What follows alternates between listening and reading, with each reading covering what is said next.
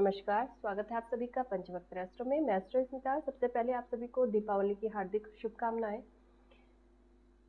दीपावली से लेकर के लक्ष्मी पूजन से लेकर के जब तक देव दीपावली आती है, हमारे देश में दीपावली रहती है। हर घर में कुछ ना कुछ त्योहार रहता है, क्योंकि कहीं नया साल रहता है, कहीं 11 दिन बाद दीपावली मनाई जाती है। जैसे उत्तराखंड में एगास बग्वाल नाम से 11 दिन बाद दीपावली आती है। फिर देव दीपावली आती है। जब तक देव दीपावली नहीं आती तब तक दीपावली ही रहती है। और जब भी हम देवताओं का पूजन करते हैं तो साथ में नैवेद्य का बड़ा ही विधान है। नैवेद्य का अर्थ होता है प्रसाद। जो हम देवताओं के निमित्त प्रसाद चढ़ाते हैं उसको नैवेद्य कहा जाता है। वेदों में अलग अलग देवताओं के लिए अलग अलग नैवेद्य का विधान है। जब हम माता महालक्ष्मी की बात करते हैं, उनका पूजन करते हैं, तो उनको खीर का प्रसाद चढ़ाया जाता है। इसके अतिरिक्त गुलाब जामुन का भी प्रसाद चढ़ाया जाता है। अगर ज्योतिषीय विधि से मैं बोलूँ तो गुलाब जामुन शनि, राहु तथा बुध से संबंधित एक मिष्ठान है। इसमें हम जैसे गुलाब जामुन के अंदर केसर को भर के, थोड़ा इलायची रख करके, थोड़ा काजू रख करके इसको बनाते हैं, तो एक तरह से ये सभी लगभग गुरु का, बुध का, राहु का और शनि ग्रहों से संबंध रखता है। इनकी शांति के लिए हम इस मिष्ठान को, इस नैवेद्य को उस देवता को जिससे ये संबंधित है, जैसे माता महालक्ष्मी है तो उनको हम अर्पित करते हैं। इससे ग्रहों की भी शांति होती है। अगर हम देवताओं की बात करते हैं, ये सारे ही देवता ग्रहों का प्रतिनिधित्व करते हैं। तो जब हम लक्ष्मी पूजन करते हैं या हम दीपावली में आगे भी अलग अलग देवताओं की पूजा करते हैं तो हम कुछ न कुछ नैवेद्य बनाते हैं। तो ऐसे ही माता महालक्ष्मी के निमित्त जब प्रसाद बनता है तो एक तो खीर बनती है, खीर नहीं बनाते तो मालपुआ बनता है, मालपुआ नहीं बनाते तो गुलाब जामुन बनाया जाता है। तो इस तरह से हम उनको नैवेद्य अर्पित करते हैं। जब हम प्रसाद लगाते हैं, देवताओं के निमित्त भोग चढ़ाते हैं, तो मुद्रा का विधान है। मुद्राओं के द्वारा अलग अलग देवताओं की अलग अलग मुद्रा होती है, उनके द्वारा हम उनको प्रसाद चढ़ाते हैं। कहा जाता है कि देवता हमारे ही शरीर में स्थापित किए गए हैं। जैसे ऋग्वेद के ऐत्रेय उपनिषद में वर्णन मिलता है कि ईश्वर ने जब मनुष्य को बनाया तो उन्होंने सारे ही देवताओं को मानव शरीर में स्थापित किया। उनको उन्होंने अलग अलग चक्रों में स्थापित किया और इन चक्रों के बाह्य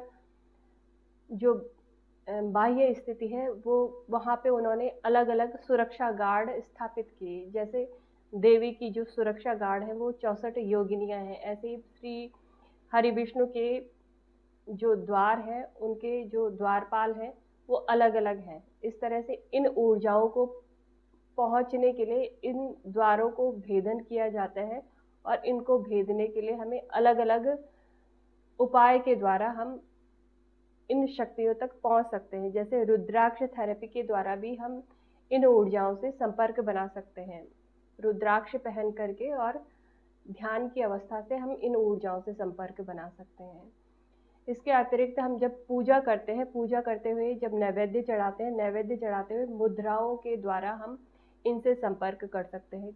मानव शरीर में 72,000 नाड़ियाँ हैं और लगभग 10 नाड़ियाँ दैवीय नाड़ियाँ कही जाती हैं। इन नाड़ियों में प्राण ऊर्जा का संचार होता है और ये जो नाड़ियाँ होती हैं ये हमारे चक्रों से कनेक्टेड होती हैं। ये हमारे चक्रों में प्राण ऊर्जा का प्रवाह बनाती हैं। जब हम मुद्राएं करते हैं तो ये इन नाड़ियों के द्वारा उस देवी या देवता तक सूचना पहुंचती है।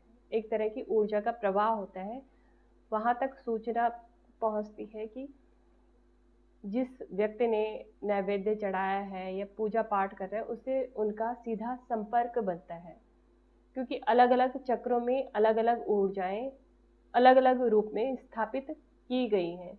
जब हम इन नाड़ियों के द्वारा मुद्राएं बनाते हैं, हाथों से हम मुद्राएं बनाते हैं, ये नाड़ियां एकाकार हो जाती हैं। और ये जो मुख्य नाड़ियां हैं, 10 मुख्य नाड़ियां, आपने ईड़ा, पिंगला और सुषुम्ना का नाम तो सुना ही होगा। इसके अतिरिक्त गांधारी नाड़ी है, हस्तजिह्वा नाड़ी है, यशस्विनी नाड़ी है, पूषा नाड़ी है, अलंबुषा नाड़ी है, और कुहू नाड़ी है और शंखिनी नाड़ी, ये सारी ही प्राण ऊर्जा की संवाहिकाएं मानी जाती हैं। ये प्राण ऊर्जा को एक जगह से दूसरी जगह तक ले जाने का कार्य करती हैं। जब भी हम भगवान के निमित्त भोजन बनाते हैं, उनको भोग अर्पित करते हैं, उसके पहले उसका शुद्धिकरण आवश्यक होता है, उसके बाद हम उनको अर्पण करते हैं। तो इसके लिए हम कुछ मंत्र बोलते हैं, वैदिक मंत्र भी बोल सकते हैं और आगम मंत्र भी बोल सकते हैं। मैं आपको आगम मंत्र के द्वारा विधि बताती हूँ किस तरह से हम उस भोग का शुद्धिकरण करते हैं, फिर भगवान को अर्पित करते हैं। तो इस तरह से हमने मंत्र बोलना है। शर्कराखंड खाद्यानि दधि क्षीर घृतानि च आहारं भक्ष भोज्यं च नैवेद्यं प्रतिगृह्यताम् त्वदीयं वस्तु गोविन्दं तुभ्यमेव च समर्पये ग्रहाण सुमुखो भूत्वा प्रसीद परमेश्वर ओम परमात्मनाय नमः। इस तरह से आपने उस भोग का, उस प्रसाद का आपने शुद्धिकरण करना है और फिर ग्रास मुद्रा के द्वारा आपने भगवान को उसको अर्पित करना है।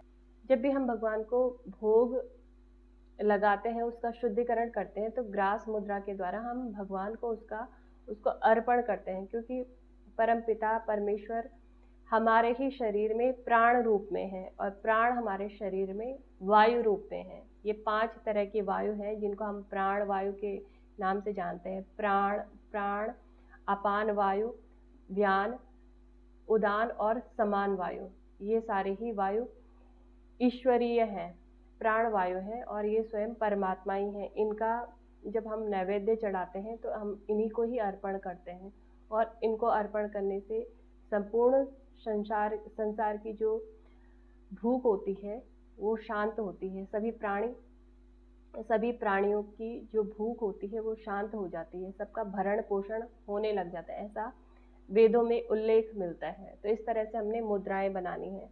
जैसे ये सबसे छोटी उंगली है कनिष्ठिका, इसके बगल में है अनामिका और ये अंगूठा है। इसके द्वारा जब भी हम उस भोग में इन उंगलियों को डाल करके आपने बोलना है, बाएं हाथ से आपने दाहिने हाथ पे हाथ ऐसे टच करके ओम प्राणाय स्वाहा इन 3 उंगलियों से, उसके बाद अनामिका, मध्यमा और अंगूठे से ओम अपानाय स्वाहा, फिर मध्यमा और तर्जनी से ओम व्यानाय स्वाहा, फिर अनामिका, मध्यमा और तर्जनी से ओम उदानाय स्वाहा, फिर 5 उंगलियों से ओम समानाय स्वाहा।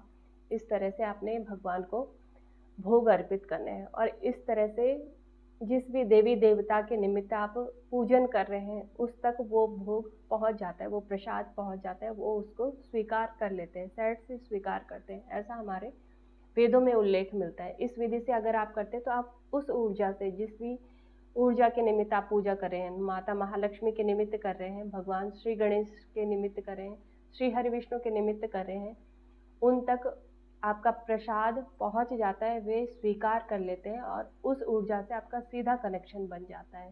तो इस तरह से मुद्राओं के द्वारा आप प्रसाद अर्पित कर सकते हैं।